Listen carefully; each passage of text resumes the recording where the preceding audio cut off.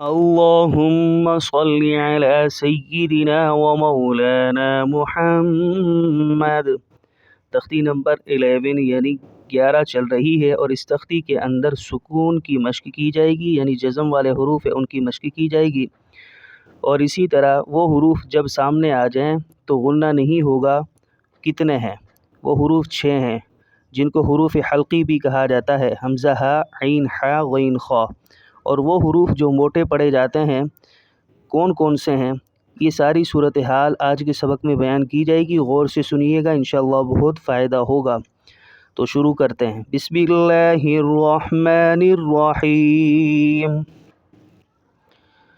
نون خا زبر نخ، لام دو زبر لن، نخ لن، وقفاً نخ لا، وقفاً نخ لا۔ اینڈ کے لفظ پر 2 زبریں آ جائیں تو اس لفظ کو ایک الف کے بقدر کھینچ کر پڑھا جاتا ہے اس صورت میں جب ہم رکیں گے، ٹھیک ہے۔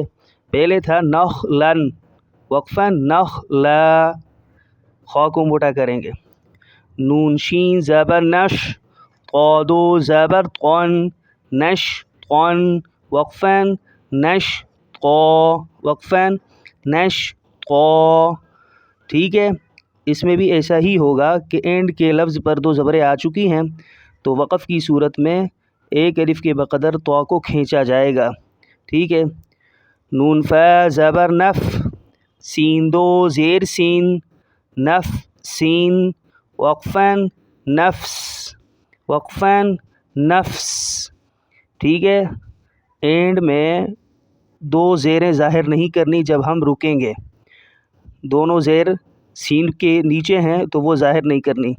نفسین، وقفاً نفس۔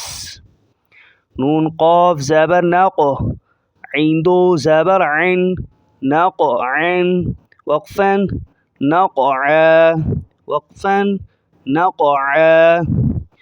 نون کو قاف کے ساتھ ملاتے ہوئے قاف کو موٹا کریں گے۔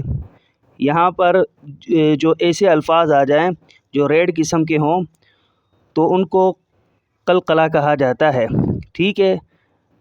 ان کو موٹا کریں گے۔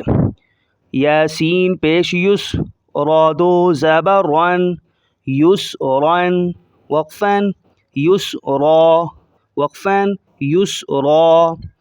را پر 2 زبریں آ چکی ہیں اینڈ کے اندر تو وقف کی صورت میں ایک الف کے بقدر را کو کھینچا جائے گا۔ یسرن، وقفاً یسرا، ٹھیک ہے۔ آج کا سبق ایک ہی لائن ہے، اچھے انداز میں یاد کیجیے گا۔ السلام علیکم۔